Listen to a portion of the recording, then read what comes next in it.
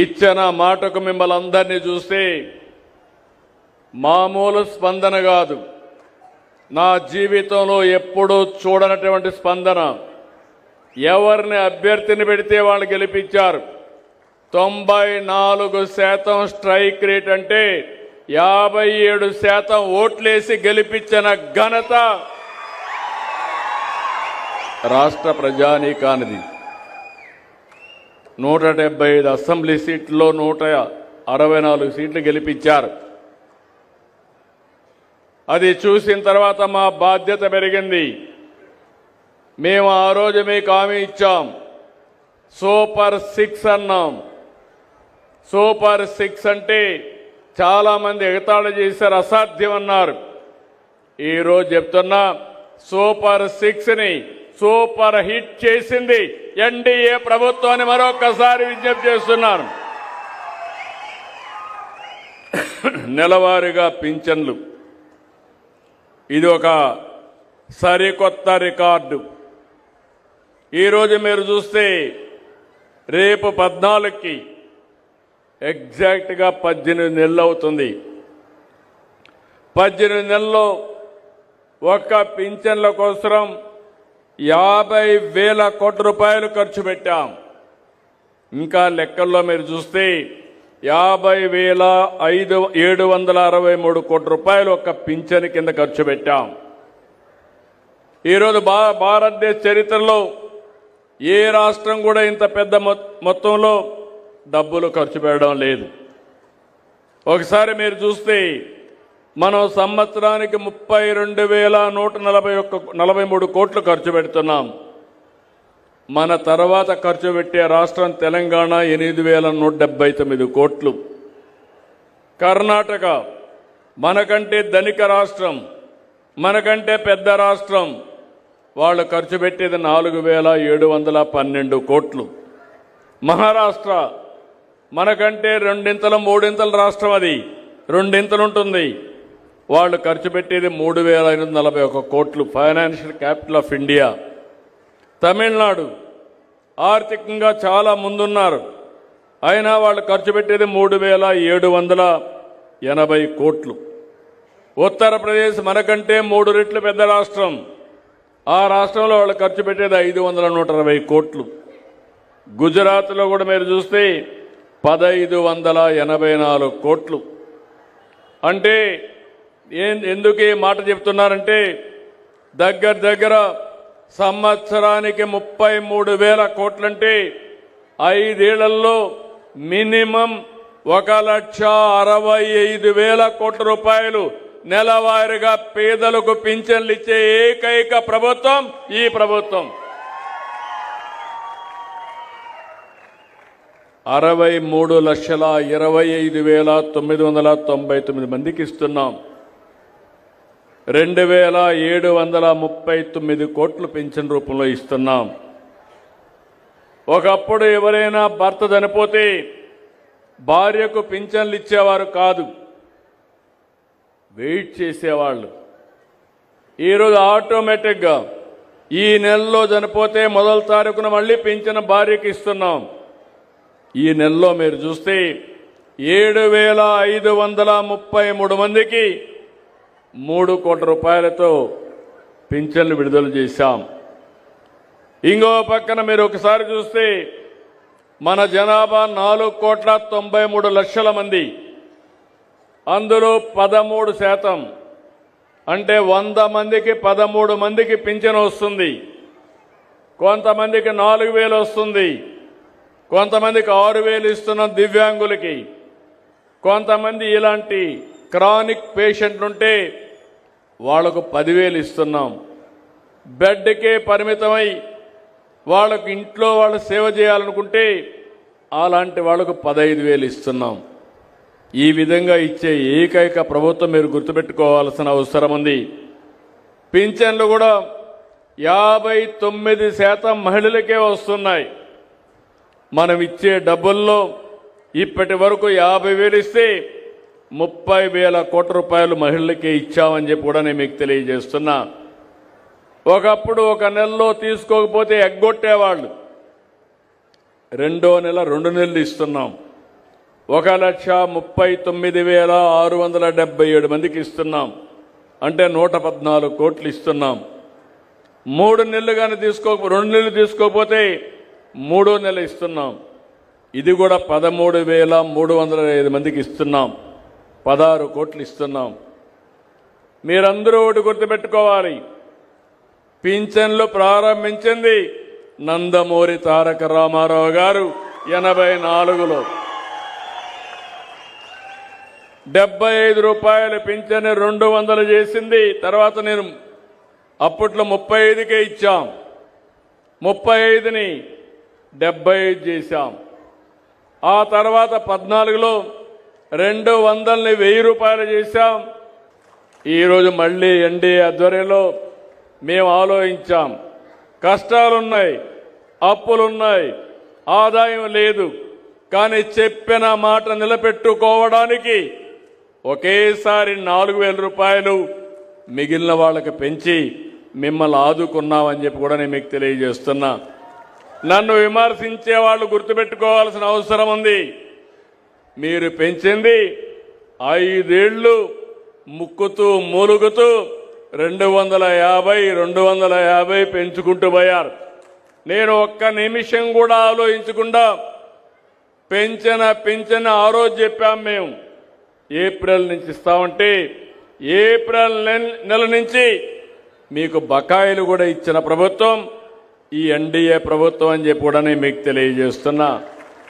ఈ ఒక్కటే కాదు, ఇంకొక పక్క మీరు చూస్తే తల్లికి వందనం. నేను పిల్లల్ని చూస్తున్నా, తల్లులందరూ పిల్లలు నాకు చూపిస్తున్నారు, చూపించి వాళ్ళ దగ్గర చెయ్యులూపిస్తున్నారు. మేము గర్వపడుతున్నాం. అదే మా కమిట్మెంట్. ఈ రాష్ట్రంలో ప్రతి ఒక్క పిల్లలకు న్యాయం చేసే బాధ్యత, పిల్లలు భారం కాదు, మీకు ఆదాయాన్ని ఇచ్చే బాధ్యత.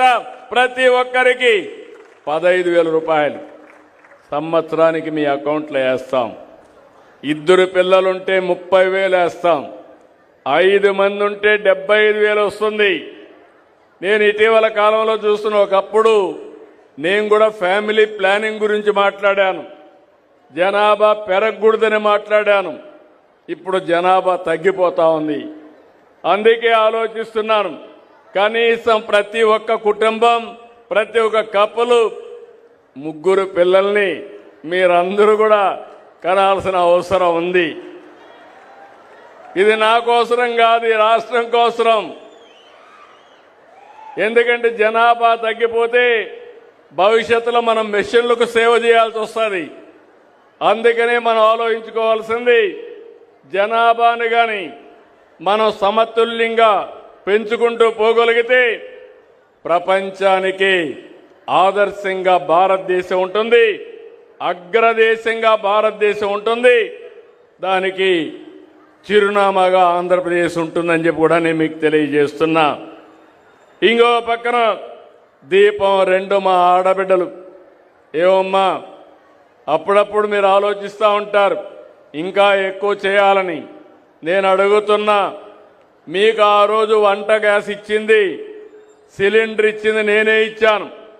కట్టె పొయ్యలు పెట్టుకుని పొగంతా వస్తా ఉంటే నా తల్లి పడిన కష్టం నా ఆడబిడ్డలకు పడకూడదని 95-90 వంట గ్యాస్ సిలిండర్లు ఇచ్చాను. ఈసారి మళ్ళీ మీరు కొంతమంది వంట చేయాలంటే ఖర్చు ఎక్కువ అవుతుందంటే మొట్టమొదటిసారిగా 3 సిలిండర్లు ఉచితంగా సంవత్సరానికి ఇస్తున్నాం. అది ఈ ప్రభుత్వం చేపట్టిన కార్యక్రమం. ఇక్కడ మా మంత్రి మనోహర్ గారిని అభినందిస్తున్నా. గ్యాస్ సిలిండర్లు కానీ, అదే సమయంలో ప్యాడీ ప్రొక్యూర్మెంట్ కూడా రైతులందరూ ఇక్కడ ఉన్నారు. గత ప్రభుత్వం 1,650 కోట్ల రూపాయలు అప్పు పెడితే ఆ అప్పంతా ఇచ్చి ఈరోజు మీరు వరి ధాన్యం ఇచ్చినటువంటి మ్యాక్సిమం 24 గంటలు 5-6 గంటల్లోనే మీ అకౌంట్లో డబ్బులు వేస్తున్నామంటే అది ఈ ప్రభుత్వం యొక్క పనితనం. ఇది కాకుండా ఈరోజు మీరు ఒకసారి చూస్తే స్త్రీ శక్తి ఉచిత ప్రయాణ సౌకర్యం, జల్సాగా మా ఆడబిడ్డలు ఎక్కడికి పోవాలన్నా ఒక్క పైసా ఖర్చు లేకుండా మీరు వెళ్ళే సౌకర్యం ఏర్పాటు చేశాం. దీనివల్ల చాలా వరకు మీకు ఫ్రీడమ్ రావడమే కాకుండా మొబిలిటీ వస్తుంది. మొబిలిటీ వచ్చిన దానివల్ల మీరు బయట ఏదైనా పనులుంటే మీరు చేసే పరిస్థితి వస్తుంది. తద్వారా నాలెడ్జ్ కూడా వస్తుంది. అన్ని ఆర్టీసీ బస్సులు కళకళలాడుతున్నాయి. దగ్గర 25 కోట్ల మంది ప్రయాణం చేశారు. దగ్గర 855 కోట్లు ఆర్టీసీకి మేము డబ్బులు కడుతున్నాం. ఎంతైనా పర్వాలేదు, నా ఆడబిడ్డల గౌరవాన్ని కాపాడే బాధ్యత ఈ ప్రభుత్వం తీసుకుంటామని మరొక్కసారి మీకు హామీ ఇస్తున్నా. మొన్నటి వరకు ఎక్కడ చూసినా మన పిల్లలు చదువుకోవాలంటే టీచర్లు లేని పరిస్థితి.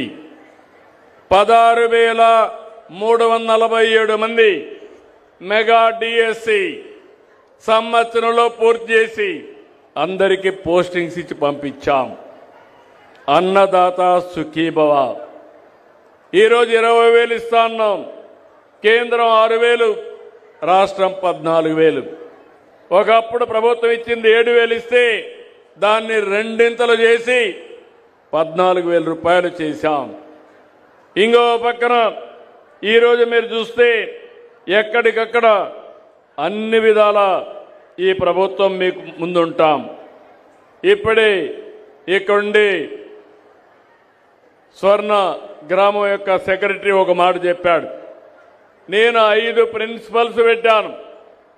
రాష్ట్ర రైతాంగం బాగుండాలి, వీళ్ళ జీవితాల్లో వెలుగు రావాలి, వ్యవసాయం గిట్టుబాటు కావాలి, వ్యవసాయం చేసిన రైతు నష్టపోకుండా ఉండడానికి 5 ప్రిన్సిపల్స్ పెట్టుకున్నాం. Water security. ఒకప్పుడు నేను ఏలూరు చూసేవాడిని, వెస్ట్ గోదావరి జిల్లా. భీమవరం ఆ పక్క డెల్టాకు పోతే ఎన్ని నీళ్లు కావాలని ఉంటాయి. మెట్ట ప్రాంతాలకు వస్తే పాతాళ గంగ మారిగా చాలా కిందికి నీళ్లు వెళ్ళిపోయే పరిస్థితి వచ్చింది. ఆ రోజు ఈ ప్రాంతంలో ఉచిత కరెంట్ ఇమ్మంటే ఆ రోజు లో వోల్టేజ్ ఉంటే పరిష్కారం చేశాం. ఈరోజు ఇక్కడ అందరి రైతాంగానికి విజ్ఞప్తి చేస్తున్నా, మీరంతా పామాయిల్ వేశారు. ఆ పామాయిల్ రావడానికి కారణం ఆ రోజు నందమూరి తారక రామారావు గారు మలేషియా నుంచి తీసుకొచ్చారు. ఈరోజు అది ఒక లాభసాటిగా వాణిజ్య పంటగా తయారయ్యే పరిస్థితి వచ్చింది. మొన్ననే ఇంటింటికి వచ్చి రైతులను కలిశాం.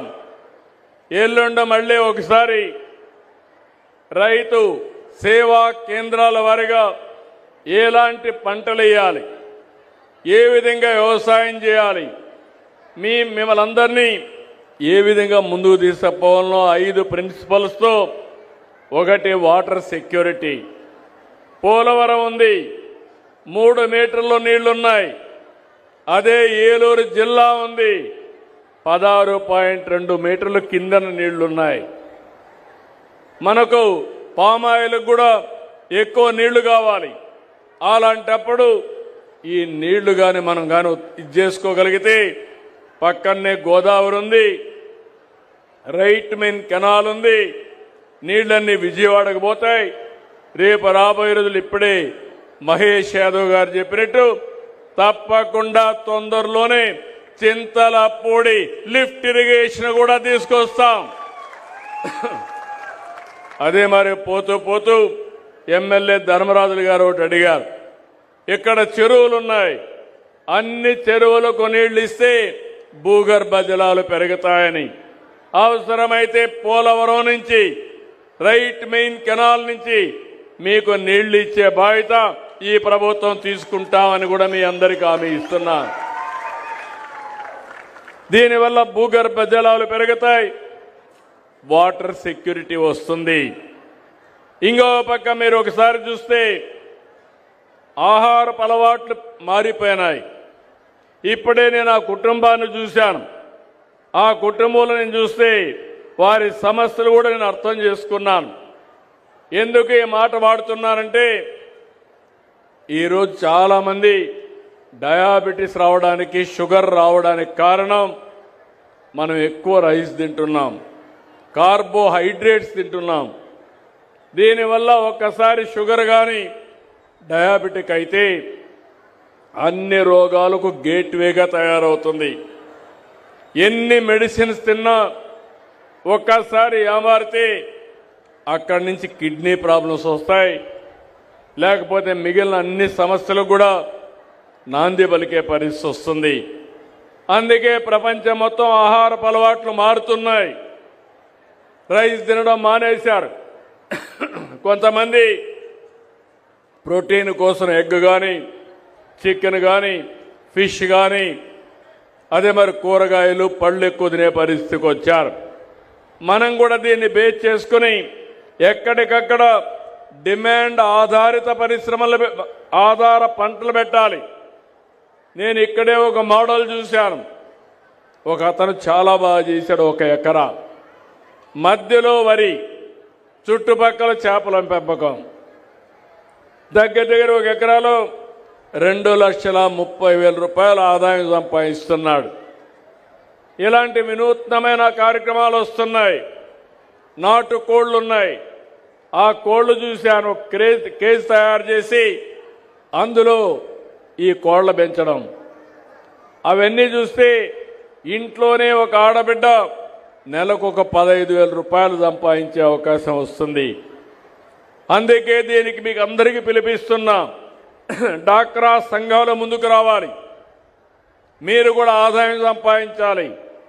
మీకు ఏ విధంగా చేయాలో నేర్పించే బాధ్యత మాది, దాన్ని అందిపుచ్చుకునే బాధ్యత మీదని మరొకసారి మా ఆడబిడ్డలందరికీ ఆమె విజ్ఞప్తి చేస్తున్నాం. టెక్నాలజీ మారింది, అందుబాటులోకి వచ్చింది. ఈరోజు ఇక్కడ నేను చూస్తున్నాను, ఈరోజు డ్రోన్ ఉంది. డ్రోన్ కానీ పామాయిల్ తోటల మీద రన్ చేస్తే ఏ చెట్టు రోగం ఉన్నా, సరిగా లేకపోయినా అది డయాగ్నోస్ చేస్తుంది. నేరుగా ఆ చెట్టునే కరెక్ట్ చేసే పరిస్థితి వస్తుంది. ఇలాంటి కొత్త కొత్త టెక్నాలజీస్ వచ్చాయి. దీనివల్ల ఆదాయం పెరుగుతుంది, ప్రొడక్టివిటీ పెరుగుతుంది, దిగుబడి పెరిగే అవకాశం వస్తుంది. నేను అందుకని టెక్నాలజీని ఎక్కువ వాడుతున్నాను. వ్యవసాయం చాలా సమస్యలు ఉన్నాయి. రాయలసీమ మొత్తం హార్టికల్చర్కి వెళ్తున్నాం. ఆంధ్రాలో ముఖ్యంగా కోస్టల్లో ఎక్కువ అక్వాకల్చర్కి వెళ్తున్నాం. మీరందరూ చూస్తే ఎవరు ఇవ్వని విధంగా ₹50 అక్వాకల్చర్కి కరెంట్ ఇచ్చిన ఘనత, ఇస్తున్న ఘనత ఈ ప్రభుత్వానిదని మీ అందరికీ హామీ ఇస్తున్నా. ఆ రోజు నేను చెప్పా 850 కోట్లు అవుతుందన్నారు. ఎంతైనా పర్వాలేదు, చెప్పిన మాట నిలబెట్టుకోవాలని దాన్ని అమలు చేశాం. ఇంకో పక్క ఫుడ్ ప్రాసెసింగ్కి ఎక్కువ వెళ్ళాలి, వ్యవసాయ ఆధార పరిశ్రమలు పెట్టాలి. ఈరోజు ఒక్క విషయం మీరు ఆలోచిస్తే, ఇక్కడ కోకో ఉంది, కొబ్బరి ఉంది, అరకులో కాఫీ ఉంది. ఈ 3 కలిపి చాక్లెట్లు తయారు చేసుకోవచ్చు, కాఫీ తయారు చేసుకోవచ్చు, అదే మరి ఐస్ క్రీములు తయారు చేసుకోవచ్చు, స్వీట్లు తయారు చేసుకోవచ్చు. అప్పుడే ఆదాయం వస్తుంది. అందుకే మొన్న ఒక అతను నా దగ్గరికి వచ్చి విశాఖపట్నంలో C3 అన్నాడు. C3 అంటే చాక్లెట్, అంటే కోకో, పక్కన కాఫీ, అరకు, మూడోది కోకోనట్. ఈ 3 కలిపి మనకు కావాల్సిన ఆహారాన్ని తయారు చేయడానికి ఫ్యాక్టరీలు పెట్టడానికి ముందుకు వస్తున్నారు. ఇలాంటి వినూత్నమైన ఆలోచనలు మీకు రావాల్సిన అవసరం ఉంది. దానికి నాంది పలుకుతాం, సబ్సిడీ ఇస్తాం, ప్రోత్సహిస్తామని మీ అందరికీ తెలియజేస్తున్నా. ఇది చేయడమే కాకుండా ఎప్పటికప్పుడు ప్రభుత్వం మీకు అందుబాటులో ఉంటుంది. ఎప్పుడైనా ఇబ్బంది వస్తే సరైన గైడెన్స్ ఇస్తాం, మిమ్మల్ని ఆదుకుంటాం, సబ్సిడీలు ఇస్తాం. అయితే మీరు కూడా గుర్తుపెట్టుకోవాలి, అందరూ రైతులు మనం చిన్నప్పటి నుంచి మాకు వ్యవసాయం తెలుసని బయట ప్రపంచంలో మార్పులు వస్తే మనం మారకపోతే ఏ ప్రభుత్వం కూడా ఆదుకోలేదు. ఆ విషయం మీరు గుర్తుపెట్టుకోవాల్సిన అవసరం ఉంది. రైతులకు ఇబ్బందులు ఉన్నాయి. అయితే ఆ ఇబ్బందులు అధిగమించాలంటే మీరు మేము కలిసి సమిష్టిగా పనిచేస్తే తప్ప ఈ సమస్యకు పరిష్కారం రాదు. ఈ విషయం మీరు గుర్తుపెట్టుకోవాలి. అందుకే 3వ తారీఖున రైతు సేవా కేంద్రం వారిగా ఏ పంటలు ఉన్నాయి, పంటల మార్పిడి ఏ విధంగా చేయాలి, టెక్నాలజీ ఏ విధంగా ఉపయోగించుకోవాలి, ఈ విషయాలపైన చర్చ చేస్తున్నాం. నేను ఒక మాట మీరు గుర్తుపెట్టుకోవాల్సింది, సంక్షేమం, అభివృద్ధి, సుపరిపాలన. ఆ రోజు మాటిచ్చా, నేను పవన్ కళ్యాణ్ గారు చెప్పాం, అది ఈరోజు చేసి చూపించాం. 2029కి 20 లక్షల ఉద్యోగాలు ఇస్తాన్నాం. మొన్నే విశాఖపట్నంలో పెట్టుబడుల సదస్సు జరిగింది. 13,25,000 కోట్ల రూపాయలు పెట్టుబడులు పెట్టడానికి ముందుకు వచ్చారు. అప్పటికి 8,80,000 కోట్ల పెట్టుబడులు వచ్చాయి. ఈరోజు ఈ రెండు అయితే దగ్గర 24 లక్షల మంది పిల్లలకు ఉద్యోగాలు వస్తాయి. అది మా గ్యారంటీ అని మరొకసారి మీ అందరికీ హామీ ఇస్తున్నా. ప్రతి నియోజకవర్గంలో జాబ్ మేళాలు పెడుతున్నాం. 3 నెలలకు ఒకసారి జాబ్ మేళా పెడతాం. ఎక్కడ ఉద్యోగాలు ఉంటే యజమాన్యాలు వస్తాయి, ఇక్కడుండే పిల్లల్ని రిక్రూట్ చేస్తాయి. ఇంకో పక్క ఇక్కడుండే మీ అందరినీ కోరుతున్నాను, ఇక్కడ కూడా పరిశ్రమలు రావాలి. పరిశ్రమలు రావాలంటే మీలో కూడా ఆలోచన విధానం మారాలి. వెస్ట్ గోదావరి జిల్లా అంటే, పాత జిల్లా కానీ ఏలూరు అంటే మీ ఆలోచన ఇక్కడ పరిశ్రమలు రావని. అది కాదు, ఇక్కడ కూడా రావాలి. అందుకే ఇప్పుడు కొత్తగా ఒకటి తీసుకొచ్చాను. ఒకప్పుడు ఒక పాలసీ పెట్టాను, 1 ఫ్యామిలీ 1 ఐటీ ప్రొఫెషనల్ అని. 25 ఏళ్ల ముందు పెడితే ఈరోజు హైదరాబాద్ నగరానికి వెళ్తే ఆ పాలసీ వల్ల సంపద వచ్చింది. తెలుగు వాళ్ళు ప్రపంచం మొత్తం వెళ్ళారు. ఈరోజు ప్రపంచంలో ఎక్కువ ఆదాయం సంపాదించే వారికి చిరునామాగా ఈ తెలుగు జాతి ఉందంటే ఆ రోజు చూపించిన చొరవ, ఒక్క నిర్ణయం. ఈరోజు అందుకే ఇంకొక మాట అంటున్నాను, 1 ఫ్యామిలీ 1 ఆంటర్‌ప్రెన్యూర్. కుటుంబానికి ఒక పారిశ్రామికవేత్త. అది ఎంఎస్ఎంఈ కావచ్చు, మైక్రో ఎంటర్ప్రైజ్ కావచ్చు, రైతులు కావాలంటే ఫార్మర్స్ ప్రొడ్యూసర్స్ ఆర్గనైజేషన్స్ కావచ్చు. ఇవి పెట్టుకుంటే మీరు పండించే పంటల నుంచి మనం ఆదాయాన్ని సంపాదించుకోవడం, మధ్యవర్తులు లేకుండా మన పనులు, మన వ్యవసాయ ఉత్పత్తులు మనం చేసుకునే పరిస్థితి వస్తుంది. అందుకే వ్యవసాయానికి ఎక్కువ ప్రాధాన్యత ఇచ్చి అగ్రితో పాటు ఈ ప్రాంతంలో పరిశ్రమలు కూడా తీసుకొస్తాం. ఇంకో పక్క ఈరోజు మనం ఒకసారి చూసినప్పుడు ఇక్కడ ఏలూరు ప్రాంతంలో ఇప్పుడే కలెక్టర్ గారు మాట్లాడుతూ ఒక మాట చెప్పారు, 16.22 మీటర్ల లోతులో నీళ్లున్నాయి. దాన్ని పటిష్టం చేయాల్సిన బాధ్యత కూడా ఉంది. ఇంకో పక్కన ఈరోజు ఇక్కడ చూస్తే కొల్లేరు సదస్సు కూడా ఇంకొక సమస్య ఉంది. ఎన్నో సంవత్సరాల నుంచి సమస్య ఉంది. తప్పకుండా కొల్లేరు సమస్య కూడా పరిష్కారం చేసి ఇక్కడ రైతులకు న్యాయం చేసే బాధ్యత తీసుకుంటాం. ఇంకో పక్క పోలవరం నాకు 2027కి గోదావరి పుష్కరాల కంటే ముందే పోలవరాన్ని పూర్తి చేసి జాతికి అంకితం చేస్తాం. చిరకాల వాంఛ. ఒక కాటన్ గారు ధవళేశ్వరం బ్యారేజ్ కడితే ఇప్పుడు కూడా విగ్రహాలు పెట్టి పూజిస్తున్నాం. అలాంటిది రాష్ట్రానికి వెన్నెముక అయినటువంటి పోలవరాన్ని పూర్తి చేసి జాతికి అంకితం చేస్తాం. ఇది ఒక పెద్ద గేమ్ చేంజర్ అవుతుంది. ఈస్ట్ గోదావరి, వెస్ట్ గోదావరి పాత జిల్లాల్లో నీటి ఎద్దడనే మాటే ఉండదు. అట్లనే అందరూ వరి పంటేస్తే కొనేవాడే ఉండడు. ఈ విషయం కూడా మీరు గుర్తుపెట్టుకోవాలి. ఒక పంట తప్పదు కాబట్టి వరేద్దాం, రెండో పంట మారద్దాం. మెట్ట ప్రాంతాల్లో ఆదాయం వచ్చే పంటలు వేసుకుందాం. తద్వారా మన జీవితాలను బాగు చేసుకునే విధంగా ముందుకు పోదామని చెప్పి కూడా నేను మీకు తెలియజేస్తున్నా. మీలో ఒక విషయం మీరు గుర్తుపెట్టుకోవాలి. పోలవరం పూర్తి కావాలి. నీళ్లు వస్తే పొలాలకు విలువ వస్తుంది.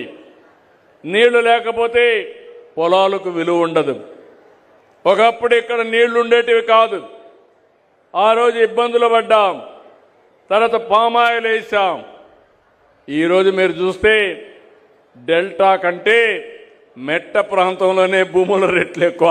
అవునా కాదా అని మిమ్మల్ని అడుగుతున్నా. ఆదాయం కూడా ఎక్కువ. అది విజన్కు ఉండే ప్రభావం. అదే సమయంలో రేపు రాబోయే రోజులు మీరు చూస్తే, ఒకప్పుడు హైదరాబాద్ నేను చూశాను నా కళ్ళ ముందరని. జూబ్లీ హిల్స్ అనేది డెడ్ ఎండ్. ఆ పక్క ఏముండేది కాదు. గుట్టలు, రాళ్ళు, లేకుంటే కారు కూడా పోయేది కాదు. ఆ రోజు ఒక్క హైటెక్ సిటీతో ప్రారంభించాం. తర్వాత ఐటీకి ప్రాధాన్యత ఇచ్చాం. ప్రపంచాన్ని మొత్తం కంపెనీలు తీసుకొచ్చాం. చుట్టుపక్కల కావాల్సిన ఇన్ఫ్రాస్ట్రక్చర్ డెవలప్ చేశాం. ఈరోజు మీరు అక్కడ చూస్తే కోకాపేట ఒకప్పుడు 10,000 రూపాయలు ఎకరా ఉంటే ఇప్పుడు 170 కోట్లు, 160 కోట్లు ఎకరా అమ్ముతా ఉంది. అంటే అభివృద్ధి జరిగితే భూమికి రెక్కలు వస్తాయి. మనుషుల మేధాశక్తికి ఆదాయం పెరిగే పరిస్థితి వస్తుంది. అభివృద్ధి అనేది చాలా ముఖ్యం. ఈ విషయం కూడా మీరు గుర్తుపెట్టుకోవాల్సిన అవసరం ఉంది. తెలంగాణ ప్రభుత్వం 10 ఎకరాలు అమ్మితే 1355 కోట్లు వచ్చింది. ఇది మీరందరూ గుర్తుపెట్టుకోవాల్సింది. ఇలాంటివన్నీ కూడా జరిగే అవకాశం వస్తుంది. నేను అనంతపూర్ బాగా వెనుకబడిన జిల్లా, కరువు జిల్లా, ఎడారిగా మారిపోతున్నారు. మారిపోయే సూచనలు వచ్చాయి. రాయదుర్గంలో ఎడారిగా మారకుండా ఉండడానికి నేను ఆ రోజు డబ్బులు ఖర్చు పెట్టి కొంత కాపాడే ప్రయత్నం చేశాం. నా కళ్ళ ముందరిని ఆ జిల్లాను చూశాను. ఒకప్పుడు నీళ్లు లేక కరువు వస్తే వేరే ప్రాంతాల నుంచి నీళ్లు కూడా తీసుకుపోయి అక్కడ పశువులను కాపాడుకున్నాం. మన ఈస్ట్ వెస్ట్ గోదావరి నుంచి గడ్డి తీసుకుపోయి వేగంలో ఆ పశువులను కాపాడుకున్న పరిస్థితి. ఈరోజు నీళ్లు ఇచ్చాం. హార్టికల్చర్ పంటలు పెట్టారు. మైక్రో ఇరిగేషన్ డబ్బులు ఇచ్చాం. ఈరోజు అనంతపూర్ జిల్లా ఆర్థికంగా అగ్ర జిల్లాగా తయారయ్యే పరిస్థితుందంటే ఇది తెలుగుదేశం పార్టీ, ఎన్డీఏ, నేను గాని మా మిత్రుడు పవన్ కళ్యాణ్ గాని ఆలోచించే విధానం అని మరొక్కసారి మీ అందరికీ చేస్తున్నా. ఈరోజు అమరావతి ఉంది. మీరు గుర్తుపెట్టుకోవాలి. పోలవరం పూర్తి చేస్తే నీళ్లు వస్తాయి. విశాఖపట్నం మొన్నే మీరు చూశారు. విశాఖపట్నం నగరంలో గూగుల్ వచ్చి డేటా సెంటర్ ఏఐ పెట్టడానికి ముందుకు వచ్చారు. మనకు ఆర్థిక సంస్కరణలు వచ్చిన తర్వాత మొట్టమొదటిసారిగా $15 బిలియన్ అంటే దగ్గర దగ్గర 1,40,000 కోట్ల రూపాయలు పెట్టుబడులు పెడుతున్నారు. అది ఈ ప్రభుత్వం పైన ఉండే విశ్వసనీయతని మరొకసారి మీ అందరికీ విజ్ఞప్తి చేస్తున్నా. దీనివల్ల విశాఖపట్నం బ్రహ్మాండంగా అభివృద్ధి అవుతుంది. ఈరోజు విశాఖపట్నం ఎకనామిక్ రీజియన్ తీసుకొస్తున్నాం. ఇప్పుడు ఇక్కడ ఉన్నారు. 1 అవర్లో మీరు అమరావతికి వస్తారు. భవిష్యత్తులో వెస్ట్ గోదావరి పాత జిల్లా నుంచి నేరుగా ప్రకాశం జిల్లా వరకు అమరావతి ఎకనామిక్ రీజియన్ పెడుతున్నాం. నెల్లూరు నుంచి కర్నూలు వరకు తిరుపతి ఎకనామిక్ రీజియన్ ఒకటి ఏర్పాటు చేస్తాం. అమరావతి పనులన్నీ ముమ్మరంగా జరుగుతున్నాయి. మన పిల్లలకు ఉపాధి కల్పించాలంటే మీరు ఇక్కడ చేసే ఉద్యోగాలే కాకుండా అక్కడ ఉద్యోగాలు కల్పించే దిశగా ముందుకు పోతాం. ఆ ప్రాంతాన్ని మీరు గుర్తుపెట్టుకోవాల్సింది 2028కి ఫేజ్ 1 పనులు పూర్తవుతాయి. ప్రపంచంలోని ఒక సుందరమైన నగరంగా అమరావతిని తీర్చిదిద్దే బాధ్యత మేము తీసుకుంటాం. విశాఖపట్నం వస్తుంది, అమరావతి వస్తుంది, తిరుపతి కూడా డెవలప్ చేస్తాం. అక్కడ వెంకటేశ్వర స్వామి ఉన్నాడు. వెంకటేశ్వర స్వామి పేరు చెప్తే ప్రపంచంలో ఉండే హిందూస్ అంతా తిరుపతికి వచ్చే పరిస్థితికి వస్తారు. దాన్ని కూడా డెవలప్ చేస్తాం. కానీ మీరు పదే పదే మా మిత్రుడు పవన్ కళ్యాణ్ గారు చెప్తా ఉంటారు, రాబోయే 15 సంవత్సరాలు ఎన్డీఏ ప్రభుత్వం ఈ రాష్ట్రంలో ఉండాలనేది ఒక ఆకాంక్ష. ఈ ఆకాంక్ష అంటే దేనికోసం మీరు ఆలోచిస్తే 9 సంవత్సరాలు నేను ముఖ్యమంత్రిగా 95 నుంచి 2004 వరకు ఉన్నాను. అప్పుడే ఆ పనులన్నీ అయినాయి. తర్వాత వచ్చిన వాళ్ళు చెడగొట్టలేదు. అదే కంటిన్యూయింగ్గా పైకి వెళ్ళేది కానీ చెడగొట్టలేదు. హైదరాబాద్ ఆ స్థాయికి వచ్చింది. మీరు చూడండి, ఇదే యంత్రాంగం, ప్రభుత్వ యంత్రాంగం, ఇదే రాష్ట్రం 5 సంవత్సరాలు ఈ రాష్ట్రంలో అభివృద్ధి జరిగిందా అని మిమ్మల్ని అడుగుతున్నా. జరిగిందా తమ్ముళ్ళు అని మిమ్మల్ని అడుగుతున్నా. ఆ 5 ఏళ్లకు ఈ 18 నెలలకు తేడా కనపడుస్తా ఉందా లేదా మీకు అని అడుగుతున్నా. కనపడుస్తుందని చేతులు పైకెత్తండి. అదే ఆ రోజుటికి ఈ రోజుటికి చూపించిన చొరవ. అదే గాని ఈరోజు రోడ్లున్నాయి. అందరూ ఇక్కడ మిత్రులందరూ చెప్పారు, రోడ్ల విషయంలో మీరు చూస్తే చాలా సమస్యలున్నాయి. కడాన గుంతలు పడితే మట్టి కూడా పూడ్చలా. మన రోడ్లన్నీ ఒకసారి వేసాం, కానీ మళ్ళా వర్షాల వల్ల దెబ్బతిన్నాయి. మీ అందరికీ హామీ ఇస్తున్నా, జనవరి లోపల ఎట్టి పరిస్థితిలో కూడా రోడ్లన్నీ పార్ట్ హోల్స్ అన్ని పూర్తి చేసే బాధ్యత ఈ ప్రభుత్వానిది. ఆ తర్వాత కూడా మెరుగైన రోడ్లు ఇస్తాం, రోడ్ల వ్యవస్థ బాగు చేస్తాం. ఇలాంటి వినూత్నమైన కార్యక్రమాలతో ఈరోజు మనం ముందుకు పోయే పరిస్థితి వస్తాం. ఇంకో పక్కన నా ఆలోచన ఒకటి, తొందరలోనే ఒక వినూత్నమైన ప్రాజెక్టు వ్యవసాయానికి అగ్రిటెక్ తీసుకురావడం ఒకటైతే, ప్రతి ఒక్కరి ఆరోగ్యాన్ని కాపాడడానికి సంజీవని అనే ఒక ప్రాజెక్టు తీసుకొస్తాం. దానికి సంజీవని ఎందుకు పెట్టామంటే, దేవుడు మరో జన్మ రాముడు తమ్ముడు లక్ష్మణుడు యుద్ధంలో మూర్ఛపోతాడు. మూర్ఛపోతే మీకు చరిత్రతో తెలుసు. ఏం చేయాలని అడిగితే సంజీవని ఔషధం మొక్కంది అమ్మంటారు. ఎక్కడుందంటే నేరుగా పలాని పర్వతం దగ్గర ఉందంటే నేరుగా హనుమంతుడు అక్కడికి వెళ్ళిపోతాడు.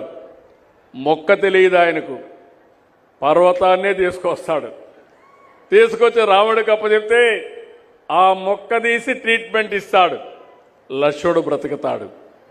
నా ప్రయత్నం కూడా మీ ఇంటి దగ్గరికి ప్రపంచంలో ఉండే వైద్య నాలెడ్జ్ని, మీకు ఏ సమస్య ఉంటే ఆ సమస్యకు సరి అయిన మందునిచ్చే విధానానికి నేను శ్రీకారం చుడతాం.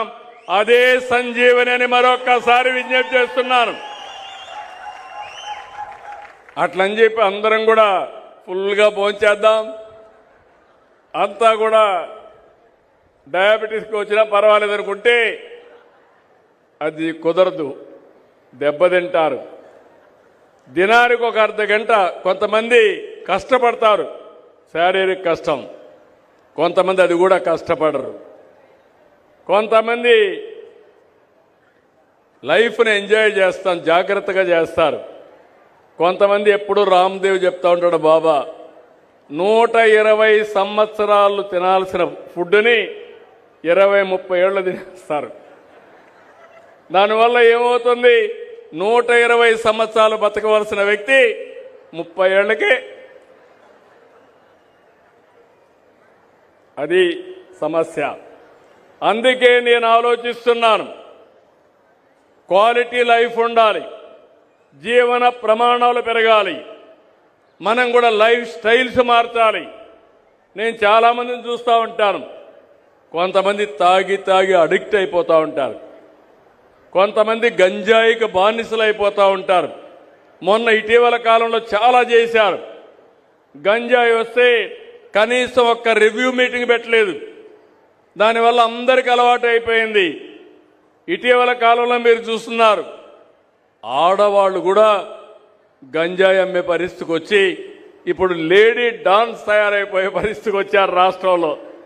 ఆ వైఎస్ఆర్ కాంగ్రెస్ పార్టీలో ఎంత ప్రమాదం అంటే, బాబాయిని చంపడానికి ఆ రోజు పైన చేశారని నేను పదే పదే చెప్పాను, కానీ ఊరికొక మహిళలు కూడా నేరస్తులుగా తయారు చేసే పరిస్థితికి వచ్చారు.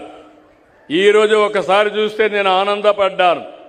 95-96లో ఎయిడ్స్ వచ్చింది.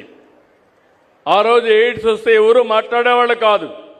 నేను 95-96లో ఒక మాట చెప్పాను, break silence, talk about AIDS అని. ఎయిడ్స్ ఎందుకు వస్తుందంటే సెక్స్ వల్ల వస్తుంది. అలాంటప్పుడు మీరు జాగ్రత్తగా లేకపోతే బలైపోతారని ఆ రోజు నేను చెప్పాను. ఆ రోజు ఎక్కడ ఎక్కువ వచ్చిందంటే నేషనల్ హైవేస్లో ఈ డ్రైవర్లు వీళ్ళంతా కూడా ఈ బ్యాడ్ బిహేవియర్ వచ్చి చాలామంది స్ప్రెడ్ చేసే పరిస్థితికి వచ్చారు. నేను ఆ రోజు ఇంకొక మాట కూడా మాట్లాడాను, మీ పిల్లలకి ఇంట్లో మాట్లాడమని చెప్పాను. తల్లి కానీ తండ్రి కానీ పిల్లల బిహేవియర్ మారాలంటే మీరు ఈ విషయాలు రహస్యాలని చెప్పి మాట్లాడకుండా ఉండద్దండి, చర్చ చేయమని చెప్పాను. ఈరోజు చూస్తే ఆ రోజు నేను చేసిన పనికి భారతదేశంలో ఎయిడ్స్ తక్కువ ఉండే రాష్ట్రం, బ్రహ్మాండంగా జయప్రదమైన రాష్ట్రం మన ఆంధ్రప్రదేశ్ రాష్ట్రం అని మీ అందరికీ తెలియజేస్తున్నా. నేను ఆ రోజు ఒక మాట చెప్పాను, ఈ రాష్ట్రంలో ముఠాలు ఉండడానికి వీలు లేదు. రాయలసీమలో ముఠాలున్నాయి, ముఠాల పైన ఉక్కుపాదం పెట్టాను. ఈరోజు రాయలసీమలో ముఠాలు లేవు, కానీ నేరాలున్నాయి. బాబాయిని గొడ్డలి వేడితో లేపేసి దాన్ని వేరే వాళ్ళ మీద వేసే నేరాలున్నాయి. అదే మరిగా హైదరాబాద్లో మత కలహాలుండేటివి, మత విధ్వంసాలుండేటివి, కర్ఫ్యూలుండేటివి. ఆ రోజు నేను ఒక మాట చెప్పాను, మత విద్వేషాలు రెచ్చగొట్టే వాళ్ళని వదిలిపెట్టనని చెప్పి మత సామరస్యాన్ని కాపాడాం. ఈరోజు రాష్ట్రంలో మత విద్వేషాలు లేవు, తగ్గాయి. ఎక్కడ కూడా మతాల పేరిట్ల ఘోరాలు కూడా తగ్గే పరిస్థితికి వచ్చింది. మొన్న చూస్తే చాలా వచ్చాయి. దేవాలయాలపైన దాడులు జరిగాయి. ఈరోజు నేను అడుగుతున్నా, ఎవడైనా సరే సాహసం చేసి దేవాలయాలు కానీ ప్రార్థనాలయాలపైకి వస్తే అదే మీకు చివరి రోజుని మరొక్కసారి హెచ్చరిస్తున్నా. ఆ రోజు తీవ్రవాదుల సమస్య నేను చెప్పాను, ఈ సమస్య కూడా కరెక్ట్ కాదు, దీనివల్ల అభివృద్ధి ఆగిపోతుందని చెప్పాం. దానిపైన నా మీదనే దాడి చేశారు. తిరుపతిలో సాక్షాత్తు వెంకటేశ్వర స్వామి నన్ను కాపాడాడు. ఈరోజు ఆ సమస్య కూడా పరిష్కారం అయ్యే పరిస్థితికి వచ్చింది. అంటే మనం ఒక మంచి సంకల్పంతో ముందుకు పోతే, కొంత సమయానికి మనం పనిచేస్తే అది సాధ్యం. నేను అందుకే ఈ మీటింగ్ ద్వారా మీ అందరికీ విజ్ఞప్తి చేస్తున్నా, నరేంద్ర మోడీ గారు సమర్థవంతమైన నాయకత్వాన్ని కేంద్రంలో ఇస్తున్నారు. 2047కి వికసిత్ భారత్ ద్వారా ప్రపంచానికి ఒక అగ్రదేశంగా నెంబర్ 1 దేశంగా భారతదేశం తయారవుతుంది. అదే సమయంలో ఇక్కడుండే ఎన్డీఏ ప్రభుత్వం స్వర్ణాంధ్ర 2047 తయారు చేస్తున్నాం. నిర్దిష్టమైన లక్ష్యాలు ఇచ్చాం. ఈ ప్రభుత్వం 5 ఏళ్లలో మీ తలసరి ఆదాయాన్ని 2 చేస్తాం. ఈ విధంగా చేసుకుంటూ పోతే 2047కి తలసరి ఆదాయం 55 లక్షల రూపాయలు ఉంటుంది. ఇప్పుడు 3 లక్షల నుంచి 55 లక్షలు చేసే బాధ్యత తీసుకుంటామని కూడా మీకు తెలియజేస్తున్నా. నా ఆలోచన ఒకటి, అందరు పేదరికం పోవాలి, ఆర్థిక అసమానతలు తగ్గాలి, అందరికీ మెరుగైన జీవన ప్రమాణాలు రావాలి. అందుకే P4 తీసుకొచ్చాం. అది ఏ విధంగా అమలవుతుందో ఇప్పుడే మీతో మాట్లాడతాను. ఇక్కడికి వచ్చినప్పుడు ఎమ్మెల్యే ఇక్కడుండి ఆంజనేయులు గారు చెప్పినట్టు నారాయణపురం ఇంటర్ కాలేజీ రిపేర్లు అవన్నీ ఉన్నాయి, దాన్ని రివైవ్ చేయాలన్నారు. రెండోది నిడమర్లో CHC ఒక హాస్పిటల్ కావాలని కోరారు. మూడోది గణపవరం బీసీ హాస్టల్ బాగా డ్యామేజ్ అయింది, ఆ రిపేర్లు కావాలని చెప్పి అడిగారు. నల్లజర్ల టు లక్ష్మీపురం రోడ్డు ఒకటి కావాలని చెప్పి అడిగారు. ఇంకో పక్క పామాయిల్లో LT లైన్స్ అన్ని కూడా పక్కన వేసుకోవడానికి 25% వేస్తున్నారు. అట్లా కాకుండా 2-3% కావాలని చెప్పి అడిగారు. ఇవన్నీ చేసే బాధ్యత ఈ ప్రభుత్వం తీసుకుంటాం. ఇప్పుడే కలెక్టర్ గారికి ఆదేశాలు ఇస్తున్నా, ఎస్టిమేట్స్ కూడా తయారు చేసి పంపించమని కోరుతున్నా. ఏలూరు నుంచి జంగారెడ్డిగూడెం నేషనల్ హైవే కోరారు, అది కూడా రికమెండ్ చేస్తా. అదే మరి మహేష్ కూడా పనిచేసి దాన్ని కూడా సాధిస్తారని చెప్పి కూడా నేను మీకు తెలియజేసుకుంటూ, మరొక్కసారి ఇక్కడికి వచ్చినప్పుడు మీరు చూపించిన అభిమానం చూస్తున్నా. మీరు ఎంత ఆనందంగా ఉన్నారంటే ఎన్డీఏ నాయకులు మేము ఎవరు వచ్చినా నవ్వు ముఖంతో మీ ఇంట్లో మీ కుటుంబ సభ్యుడు వస్తే ఎంత ఆనందంగా స్వాగతం పలుకుతారో అంత ఆనందంగా స్వాగతం పలుకుతున్నారు. అది చూసినప్పుడు నాకు అనిపిస్తుంది దీనికంటే మాకేం కావాలని ఆలోచిస్తున్నా. అందుకే కష్టపడుతున్నాం. ఎప్పుడు కూడా ఇష్టపడి కష్టపడితే విసుగుండదు, కానీ కొంతమంది నటన చేసి కష్టపడితే అది నటనకే పరిమితం అవుతుంది. అందుకే మీకు హామీ ఇస్తున్నాం, మేము కష్టపడేది రాష్ట్రానికి. ఎన్ని ఇబ్బందులున్నా ఈ రాష్ట్ర ప్రయోజనాలు కాపాడుతాం, మిమ్మల్ని అన్ని విధాలు ఆదుకుంటాం. అల్టిమేట్గా 2047కి ప్రపంచంలోనే తెలుగు జాతి అగ్రజాతిగా తయారవుతుంది. ఆంధ్రప్రదేశ్ రాష్ట్రం దేశానికి నెంబర్ 1గా చేసే బాధ్యత మాది. దీనికి పూర్తిగా సహకరించే బాధ్యత, ఆశీర్వదించే బాధ్యత, ముందుకు నడిపించే బాధ్యత మీదని చెప్పి మీ అందరికీ తెలియజేసుకుంటూ, మరొకసారి ఇక్కడ నేను చూశాను గుడ్ల నాగలక్ష్మి, ఆ అమ్మాయి కిడ్నీతో బాధపడుతుందని చెప్పాను. అలాంటి కుటుంబాలు చూసినప్పుడు చాలా బాధేస్తుంది. సమస్య పరిష్కారం చేయడమే కాకుండా ఆ కుటుంబం అప్పుల పాలైంది. కలెక్టర్కి ఆదేశాలు ఇచ్చాను, టోటల్గా అప్పులన్నీ తీర్చే బాధ్యత ఈ ప్రభుత్వం తీసుకుంటాం.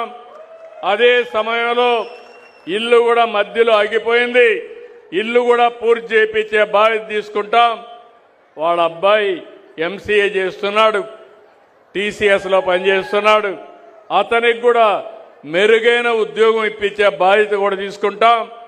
అదే సమయంలో వాసవికి ఒక డ్రోన్ ఇప్పించి ఆవిడ ఆదాయం కూడా ఒక 25,000 రూపాయలు వచ్చేట్టుగా చేసి, అంతేకాదు ఆ అమ్మాయి కూడా ఈ సంవత్సరం ఇంటర్ పరీక్ష రాస్తుంది, తర్వాత డిగ్రీ రాస్తుంది.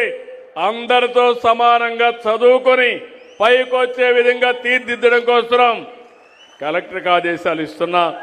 అలాంటి కార్యక్రమాలు కూడా చేయమని. వాళ్ళ తండ్రికి కూడా సరైన ఆదాయం లేదంటే ఒక ఐస్ ఫ్యాక్టరీలో పెట్టి కనీసం ఒక 25,000 రూపాయలు నెలకొస్తే అతను కూడా బాగుపడతాడు. ఇవన్నీ చేస్తామని చెప్పి హామీ ఇస్తూ నేను ఒకటి ఆలోచిస్తున్నా, ప్రతి ఒక్క కుటుంబాన్ని ఆదుకోవాలని, మీ కష్టాలు వీలైనంత వరకు తీర్చాలని మీరు కూడా సహకరిస్తేనే ఇది సాధ్యం. అట్లా కాకుండా మీరు సరిగా పనిచేయకుండా అన్నీ మీరు చూసుకోండి అంటే మేము ప్రయత్నం చేసినా అది అసాధ్యం అవుతుంది, అసంభవం అవుతుంది. మీరు కలిసి వస్తే దారి చూపేయడానికి మేము సిద్ధంగా ఉన్నాం. కష్టాల్లో ఉండే వాళ్ళందరికీ సంక్షేమ కార్యక్రమాలు ఇస్తాం, నిరంతరం ఇస్తాం. అదే సమయంలో మన ఆదాయాన్ని పెంచుకుంటే తప్ప సంక్షేమ కార్యక్రమాలు కొనసాగించలేం. ఈ విషయం కూడా మీరు గుర్తుపెట్టుకోవాల్సి కోరుకుంటూ చాలా సంతోషం. ఈ మీటింగ్లో మిమ్మల్ని చూస్తే చాలా ఆనందంగా ఉంది. ఇదే స్ఫూర్తితో ముందుకు పోదాం. తప్పకుండా అన్ని విధాల మిమ్మల్ని ఆదుకునే బాధ్యత మాదని మరొకసారి తెలియజేసుకుంటూ అందరికీ నమస్కారాలు.